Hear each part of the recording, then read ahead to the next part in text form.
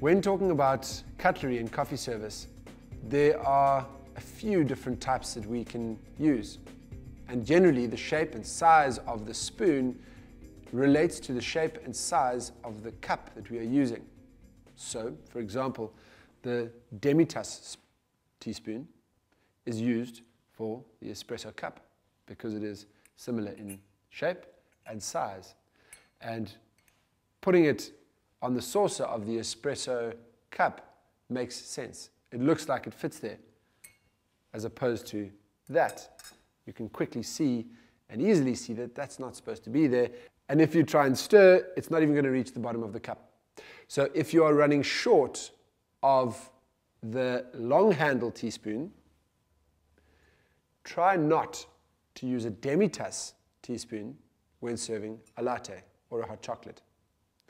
The second type of teaspoon is the standard size teaspoon.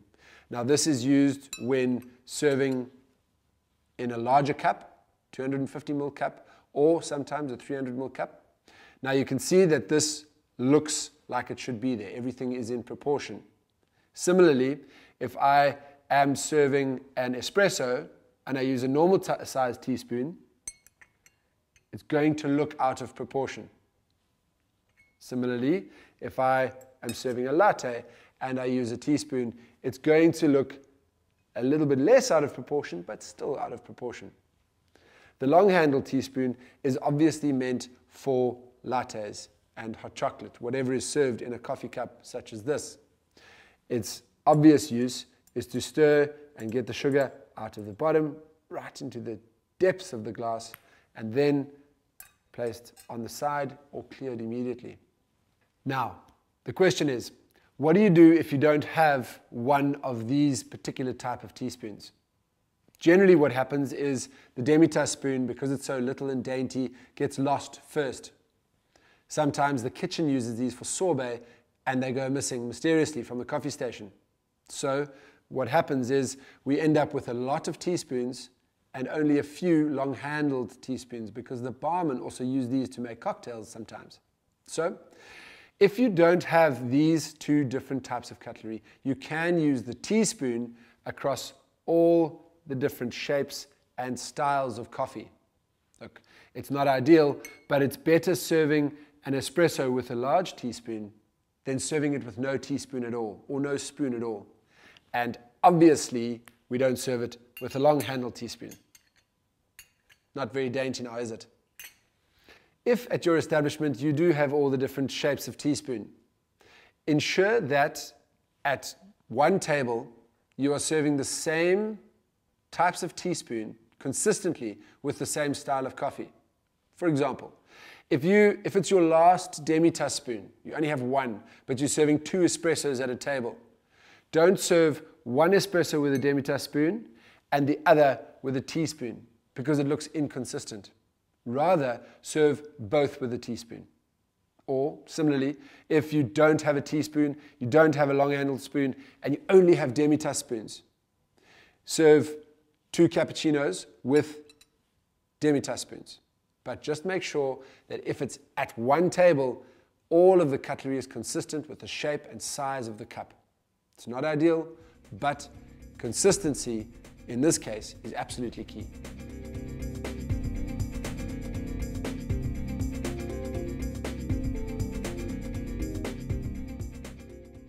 The cutlery we use when serving sugar in coffee service depends on the type of sugar we are serving. For example, if we are using sugar cubes, we must use tongs to serve the sugar. Guests will either choose white or brown sugar cubes, but we must make sure that we have tongs. If your establishment requires it, make sure we have tongs for guests to serve themselves sugar. When guests need to serve themselves granular sugar, we make sure that we have teaspoons available. Just a quick note on sugar is we must make sure that it is always clean, the inside of the bowl, and we don't leave the sugar there for too long. We replenish, we empty the sugar, clean out the bowl, and put the sugar back in as a duty every single day.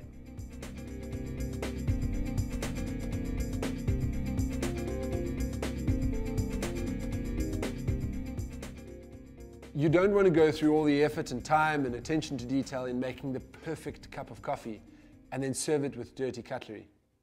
So make sure that when you are serving coffee, you have polished your cutlery before service and, most importantly, stored it correctly. Let's have a quick look at polishing cutlery. Firstly, what you'll need is some boiling water. Second, add some white wine vinegar to the boiling water. It gives it that little bit of extra sparkle and shine. Before we start dealing with cutlery, we make sure that we've washed our hands, we've washed the surface where we are going to polish cutlery with an all-purpose cleaner. Then what we do is we take the piece of cutlery that we're going to polish, we dip it in as far as possible into the hot water, and then very simply shine it up. Now, when you are polishing the cutlery, you polish all the way from handle right the way through to the bowl of the spoon, and when you are finished polishing cutlery, never touch the cutlery with your fingers again, because you're going to leave fingerprints on that cutlery. Once you are finished polishing cutlery, you put it on a white service cloth and make sure it's on a tray, and we carry it like that to the guest's table if we need to replenish the cutlery. But if we are polishing cutlery back of house, we store it inside a cupboard, inside a very hygienic storage unit, whether it be plastic, whether it be wood. We make sure that that storage unit is hygienic. What often happens is establishments store their cutlery on top of their coffee machine or next to their coffee machine, and dust will settle, grease will settle, any number of unhygienic elements will settle on the cutlery, and we don't polish the cutlery again until we serve it. Remember, after we've polished cutlery, it needs to be stored in a hygienic place. Otherwise, there's no point in polishing your cutlery before service. Cutlery and silverware. The demi-tasse spoon. This spoon is used with the espresso cup. Avoid using the smaller spoon with the larger cups and latte glasses. It is meant only for the espresso cup.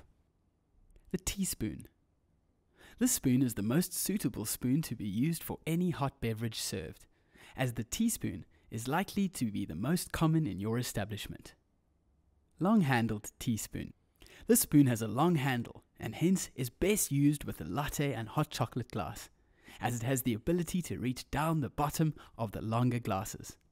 Always use the cutlery that is in proportion to the crockery being used.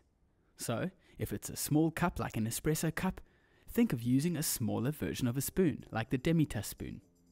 Also, make sure that you use the same cutlery at one table, and keep it consistent with the style of coffee. Cutlery for sugar bowls. Tongs. Use tongs with your sugar bowls when sugar cubes are served to your guests. Demi-tasse spoons. Use these when you are using smaller bowls with granular sugar or grains of sugar. Finally, teaspoons. Use these for larger bowls when you are using granular or grains of sugar. All the cutlery that you use needs to be polished before service and stored correctly. If you polish it beautifully and store it in a dirty container, you are undoing all of the work that you did while polishing. So let's look at the 9 steps for polishing cutlery beautifully. Step 1. Always start by washing your hands. Step 2. Clean the surface that you are going to be cleaning the cutlery on with an all-purpose cleaner. Step 3. Place the cutlery on this clean surface. Step 4. Now polish the cutlery with a white service cloth. It needs to be white so that you know that it is spotlessly clean, because using a dirty cloth while cleaning cutlery is completely pointless. Step 5. You need to personally polish all the cutlery that you place in front of the guests. Step 6. Use boiling hot water and a capful of white vinegar in every 1 liter. So, in a 1 liter jar of water, use 1 capful of white vinegar. This helps to give it a great shine and also helps to disinfect it slightly. Step 7. Once you have placed the cutlery in the solution, bring it out and clean it using your white service cloth. Step 8. While polishing with your clean cloth, Never touch the cutlery again with your fingers, as this will make fingerprints. Step 9. Place the cutlery down on a tray with another clean service cloth on it. Trays gather dirt, so we need to line our tray with another perfectly clean service cloth. So once we have polished our piece of cutlery, we can place it down on a clean service cloth on the tray. Remember to take cutlery to your guest on a tray and never in your hand. Storage of cutlery is so important. Always store it on a clean, white service cloth, carried on a tray or stored in a hygienic compartment. It's a really bad idea to store your cutlery or silverware on top of a coffee machine or leave it standing out, as this gathers dirt and grime all the time. Keep them clean and well polished at all times, and that is a wonderful sign that you are proud of your working environment and that you are seriously professional in everything that you do.